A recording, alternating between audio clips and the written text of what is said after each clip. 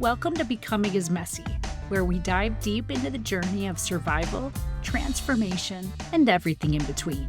I'm your host, Meghann Dawson, here to share the honest, unfiltered stories behind my own process of becoming. Life isn't a pretty and perfect straight line, and neither is becoming the person we're meant to be.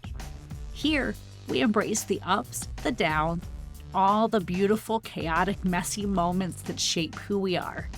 Whether you're in the thick of change or reflecting on past transformations, this space is for real conversations about what it means to grow, stumble, and rise again. So get comfy, settle in, and let's get messy. Hey there, fellow and future messies. Welcome back to Becoming is Messy. I'm your host, Meghann Dawson, and today we are talking about the importance of valuing life lessons, even when they are incredibly messy. Before we dive in, I have a huge favor to ask. If this series is resonating with you at all, please follow, rate, and take just a few minutes to review. Share directly with others who you think might benefit.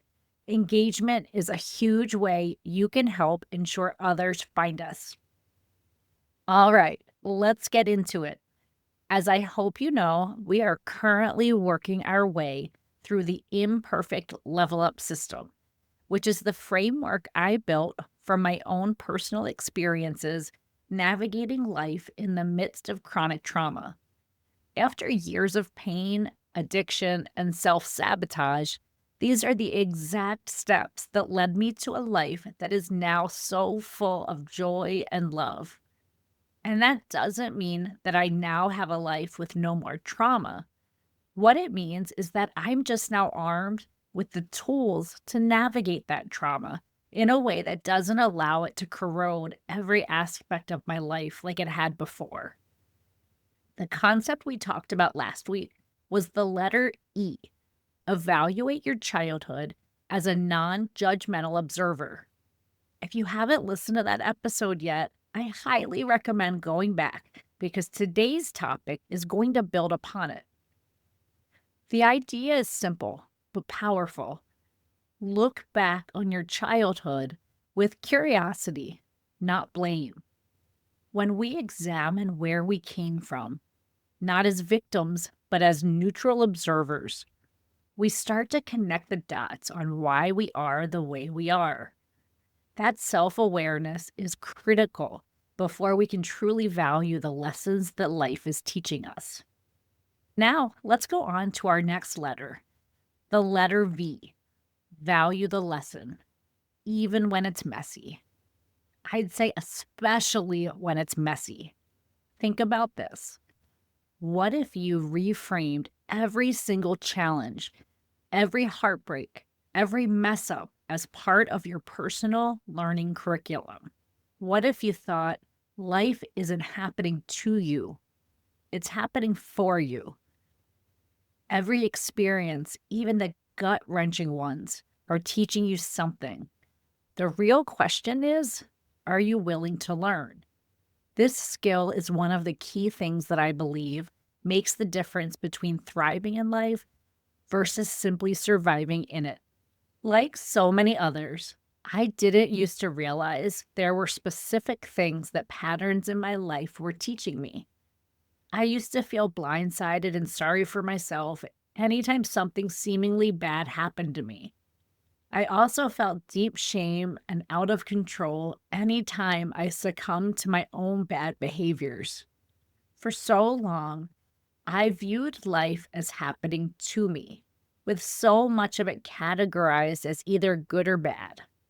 With that mindset, I was fighting the current of life because there was always going to be ups and downs. How exhausting it was to always act surprised when something bad happened. How crushing it was to my ability to feel worthy when every mistake I made was viewed simply as another fuck up. I'm going to be really honest here to show the power of this shift in my perspective. The power of this lesson was born for me out of my own infidelity during my first marriage. I've shared previously how miserable and stuck I had felt back then. People always love to say, if you're in an unhappy marriage, just leave. But if you've broken down over time, if you don't have self-worth or confidence, it's just not that simple. In my own experience, and from what I've come to learn from so many others, we don't often find the full courage to simply leave a bad marriage. Often there's some type of catalyst. That wake up call comes from an unexpected place. Maybe it's seeing a friend live an authentic life, or a moment of attention from someone new. Maybe it's a book or a movie that gives you the realization that you deserve to feel alive again. For me, it was a mix of those things, with the final straw coming from attention from other men. After I first started mentioning divorce, my husband at the time said it wasn't an option. I can't explain why, but I just accepted that for a while. Yet out in the world, I started to find myself in a pattern, although I couldn't exactly see it at the time. Men started to arrive in my life who started to spark something I couldn't explain in me. It started out kind of innocently, often with a comment here or there, often mentioning that there seemed to be a special connection that they thought we shared. My girlfriends joked that I must have had some type of pixie dust, commanding such consistent attention. Looking back, though, I could now see that unknown to me, my subconscious was somehow projecting a big, bright, open sign. It's as if I was just yelling, "Somebody please save me."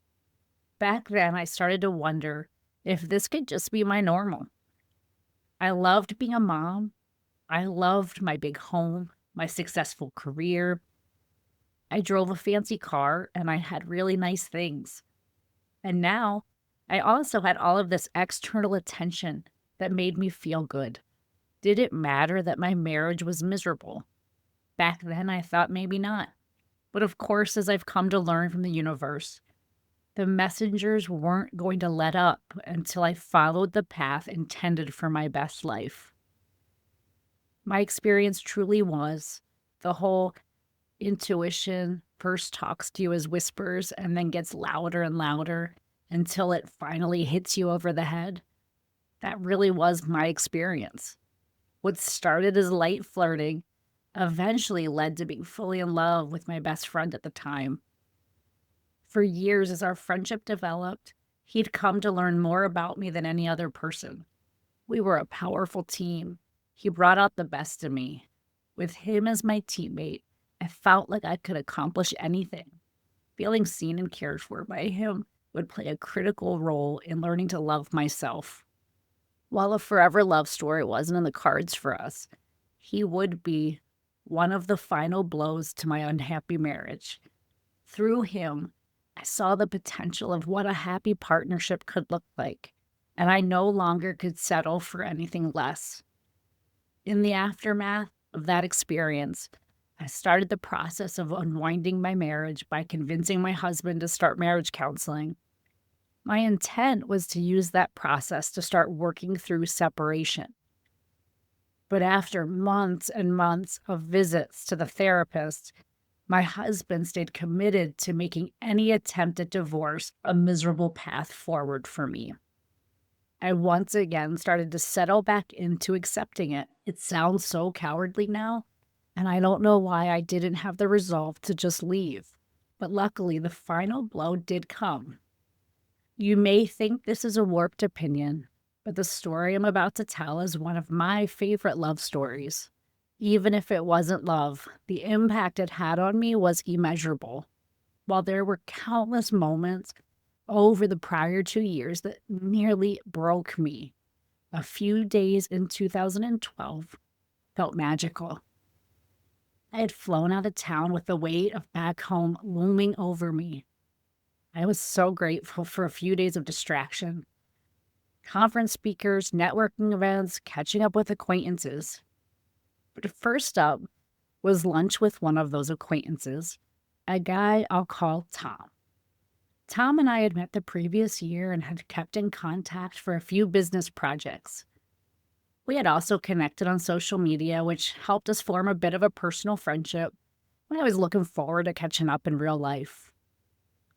As I first spotted Tom across the way at our meeting spot in the exhibit hall, I noticed a familiar face standing next to him. A very handsome, familiar face. While I couldn't recall his name, I had met him just briefly once before. I could vividly remember how his blonde hair and the brightness of his smile contrasted with the brown hues of his tan skin, how the greenness of his eyes brightened as his smile grew. As I approached, it was those green eyes that saw me first, followed by an audible deep breath and sigh as he beamed my way. I could only imagine what it was he was thinking. What I was imagining sent shockwaves to the very tips of my toes. I tilted my head as we locked eyes, an unspoken question about what his reaction had meant. Now standing right in front of him, I watched his facial expression as it registered that his reaction hadn't gone unnoticed by me. He apologized and laughed a little nervously. I'm so sorry," he stammered. The energy I just felt from you, I just don't know how to explain. I don't know. I just don't know what that was." A quick, uncomfortable laugh, a deep breath, and then he seemed to shift to choose his words much more purposefully. "Hello again. I'm not sure if you remember me. My name is Brian." "Remember you? Are you kidding me? How could anybody forget that face?" My heart was racing. I had to have been flushed. And what was that gasp and those words from this beautiful man standing before me? In the most composed voice I could muster, trying to mask all that was running through my mind and body in this very moment, I similarly chose my words carefully. Yeah, I think we may have been introduced before. It's so nice to see you again. My name's Meghann." Tom stepped in at this point with a big hug, a welcome distraction to break up this unbearable tension that somehow he seemed oblivious to. He then asked if I'd mind if Brian joined us for lunch, although it felt as though I was saying yes to so much more. But for now, it truly would just be lunch. Over the next 2 hours, the conversation was effortless among us three. Tom's presence quieted whatever that initial surge was for Brian and I in that first hello. Something was still there between us. We both soaked up everything we could about the other person. So many questions and reflections on what our life philosophies were, our hobbies, our dreams, our passions. We then went our separate ways for a few hours. Joining up a few hours later, we now were with a much bigger group from the conference for a night out on the town. We started with drinks, live music, and casual conversation. Singing along with the band and a mix of new and old friends, a crowd had formed around us. Eventually, I found myself surrounded mostly by strangers. It was light and fun for a while, but I tired of the noise, the nudges, getting drinks splashed all over me. I needed to breathe. I needed a break. I peeled myself away from the group, pushed through the crowded bar, and noticed an upstairs balcony that looked empty. A quick respite was what I needed. As I made my way to the top stair, I discovered the wide open space was not completely empty. There sat just one other person, looking down over the balcony at the crowd below. As I neared him, he looked up, catching a quick glimpse of me. A quiet hello passed his lips. I noticed that there was a hint of sadness behind his eyes. That big smile from earlier today, now nowhere in sight. So many questions behind that expression he was now giving me. I pulled up a chair to sit down beside him. "Well, hello there," I said quietly, a soft smile across my lips. "Are you okay?" He looked away. His pause felt long. I couldn't tell if he was gathering his thoughts or if the answer was just too much for him to say. But then he turned his face back towards me and finally spoke. "I'm supposed to get married in 2 weeks," he said. "But the feeling that hit me when I first saw you today is something I've never felt before. What am I supposed to do with that? What does that even mean?" I held his gaze as I absorbed his words. They reverberated in every part of me. I was now the one left speechless. I sat looking into this stranger's familiar eyes. Why do I always find myself in these impossible situations? When I was finally ready to speak, I let out a half laugh to indicate how ironic what I was about to say was. With a slight shake of my head, I shared, "Well, wedding bells have been on my mind too. I've been weighed down for a while now by thoughts of ending my marriage. And the feeling that you described from earlier today, I felt something too." I went on, "I don't know what it means or why we are feeling this right now, but I do know that there is a reason we're here in this moment together, feeling what we're feeling. We're both in town for another few days. I can promise you that nothing physical between us is on the table. But how about we use the next few days to get to know one another? Maybe we'll find the answers we're both seeking." And there it was. That smile was back. He nodded. And so that's what we did. During the day, our exhibit hall booths were directly across from one another. We'd regularly catch the gaze of the other. Each time that moment made us blush a little, a playfulness with our little secret flirtation. And whenever there was a break, we'd sit together and try to uncover all it was that made up this other person. This other person who was sparking so much joy and intrigue. We dove into our backgrounds, all that had led us to this crossroads we were both facing, the types of books and music and movies we both enjoyed. But it was the philosophy of life in general that we kept coming back to. Why do we cross paths and feel so alive with certain people? What does it mean to be happy? Is there such a thing as a singular soulmate, or can we have many? If we can have many, how do we know who the right person is to build a life with? As we'd part for the day, we'd agree on a certain time to meet back down in the lobby. I'd then head up to my hotel room to dress up and put makeup on to prepare for what wasn't supposed to be a date. Riding the elevator back down to see him again, time froze. My heart felt as though it had stopped right as the elevator doors would open. And each time as they did, there he was. There aren't words to describe how I felt as I'd catch that look on his face as he first caught a glimpse of me. That is how I want someone to look at me forever. I want nothing less than that. While we'd been given these magical mini moments for just him and me, far too many people would notice if we spent too much time just the two of us. So our nights would find us back out at group dinners and networking receptions, where we dull what was building between us, cautious to bring attention to feelings we weren't even prepared to understand. Eventually, it was our very last night together. We joined the whole group out on the dance floor, but with time running out, we finally stopped fighting the magnetism pulling us near to one another. Now, standing right in front of him, everyone else seemingly disappeared. It was now only us on this dance floor as we finally touched for the first time. His warmth, his breath, his heartbeat. Rihanna's "We Found Love" started playing over the loudspeakers as we danced. How heartbreakingly appropriate. As the song ended, he was the first to peel away and walk out the door. I followed him. As soon as I felt the night air hit my skin, he turned back to me and in a loud and pained voice, he said, "I can't do this. I want to so bad. I want to be here with you, but I can't. I need to leave before we do something that we'll regret, Meghann. I'm getting married." What could I say? I had no words. I just nodded in the direction of his rental car and we made our way over. The tension in that drive to my hotel was unbearable. It was quiet and somber, so much unrealized desire. As he pulled up to my hotel, he looked over at me and broke the silence. "Do you want me to walk you in?" Ugh, I wanted to say yes, of course. In the years to follow, I'd wonder if anything would have been different if I had. But instead, I said, I want you to more than anything, but I can't let you come in.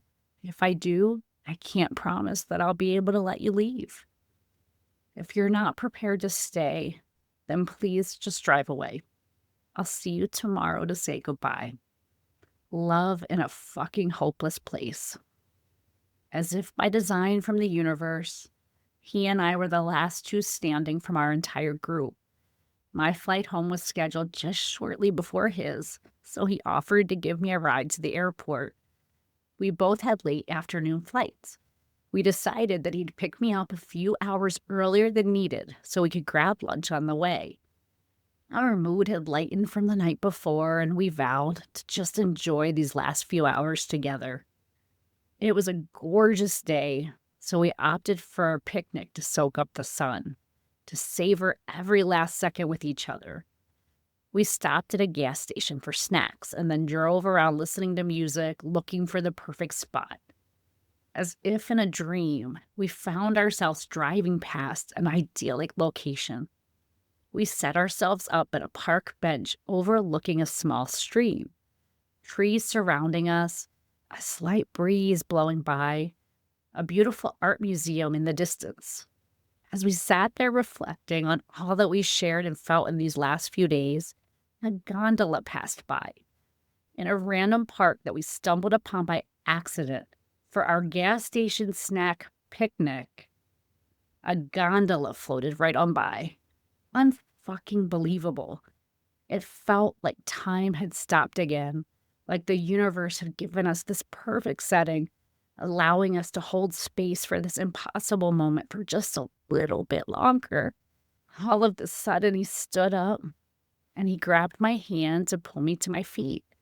I'd like to take you on an official date, he said. What? I laughed. Isn't that kind of what we've been doing all week? He smiled. A proper one. We walked through the paths of the park, and he led me into an art museum on the property. We made our way through the halls of the museum, catching each other's glances from time to time.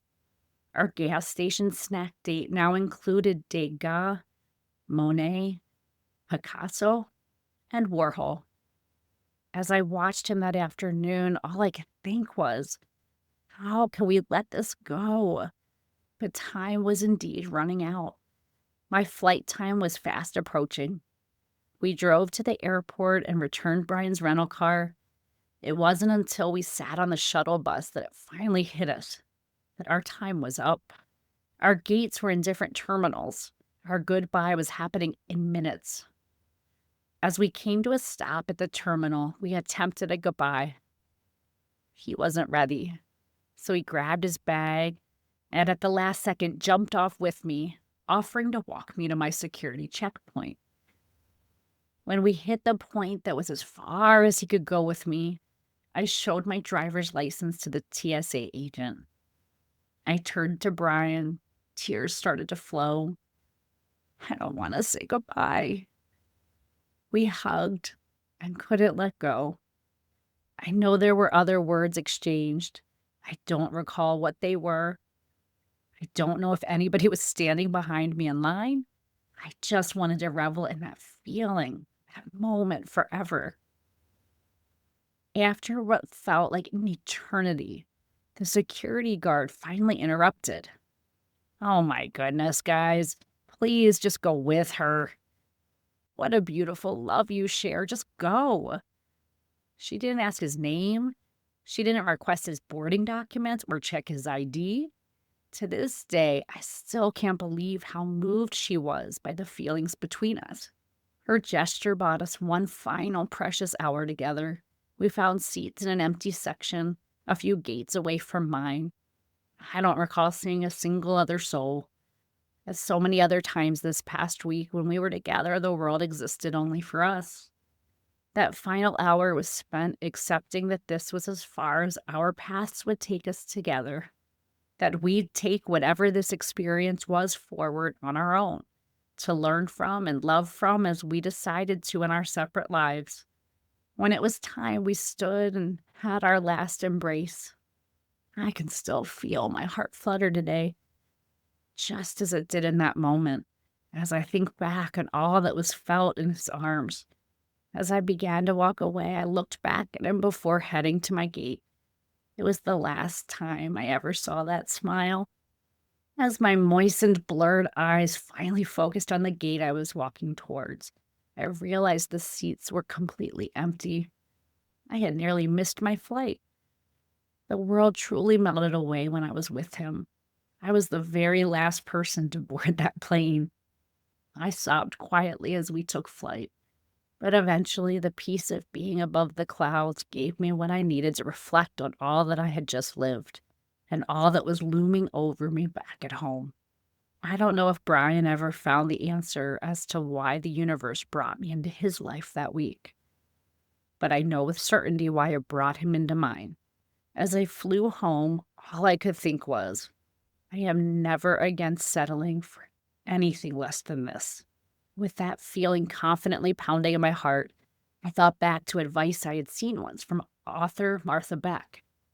In it, she suggested when faced with a tough decision to narrow down your soul's decision into one single word. After my experience that week and all the weight carried over the years prior, and all of the different people who had come into my life as signs showing me that there was something better. As I thought about what my soul wanted, the word that came strongly from my gut, as clear as day, rang loudly in my mind. That word was free. A word that would finally give me the courage to head home and follow my intuition. Intuition that I had been avoiding for far too long. A word that has since become my guiding principle. A word that is now honored in my only tattoo. Stepping off the plane and driving home that day, I knew what it meant to be free. The feelings in those few days ran deeper than what I had felt in my relationship over the past 12 years. In that moment, I knew the universe was going to keep sending me nudges, louder and louder in the form of people, showing me glimpses of what it was to feel loved, until I finally took the step I had been avoiding for far too long. I walked in the door and let my husband know that I'd be filing for divorce. I did so within days. As for Brian, a week later, he got married. All these years later, 13 years to be exact, I now know with certainty that the people we cross paths with are never a coincidence.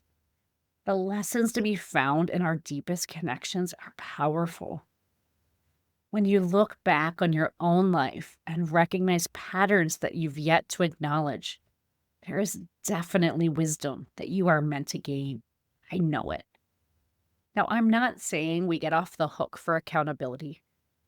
Making peace with the people we hurt along the way is an important part of our growth journey. But apologies without the benefit of the lesson are a missed opportunity to grow from hardship. So how can you turn your rock bottoms into breakthroughs? Use the lesson from last week instead of judging yourself harshly. Take a step back and observe. Shift from I'm a failure to what did this experience open my eyes to?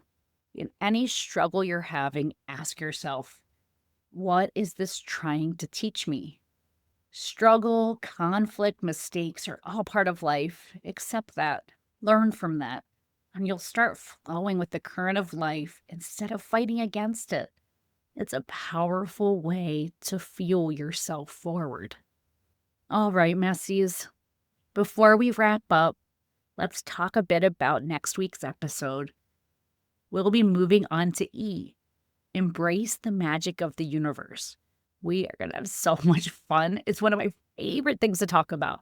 My personal experiences with synchronicities and the law of attraction are what have solidified my belief in the magic of the universe and the power that resides in all of us to tap into it.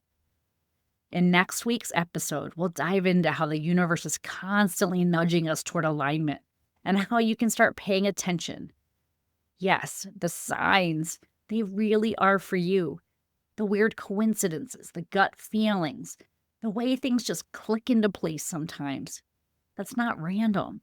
And I'm so excited to get into that. For now, a few final thoughts. 1. Your hardest lessons hold your greatest rewards. 2. Your rock bottom isn't the end. It's a beginning. 3. You are not defined by your worst moments. You are shaped by what you learn from them. And finally, something to think about. Looking back on your own journey so far, what's one of your moments that seemed like a rock bottom, but has since turned into a powerful lesson that actually made you stronger? DM me, comment, or tag me. I'd love to hear from you. Before we wrap today, I want to invite you to be part of the Becoming is Messy community. Subscribe to the podcast so you don't miss a single episode. And if there's anything that resonates with you, please leave a review. Your feedback means the world to me, and it helps other people find this community. Follow me on social media. I'd love to hear your ideas for future topics, your questions, and stories from your own messy moments. And if you're feeling inspired, check out the Becoming is Messy shop, where you can grab a mug, a t-shirt, or something else that reminds you to embrace your messy magic every single day. A huge thank you to the incredible Wolves and Sheep for providing the music for Becoming is Messy. Check them out on your favorite music streaming platform. As we close out today's episode, remember this: messy is just another word for growing. So keep showing up, keep laughing, and keep making beautifully awkward progress. Until next time, stay messy, my friends.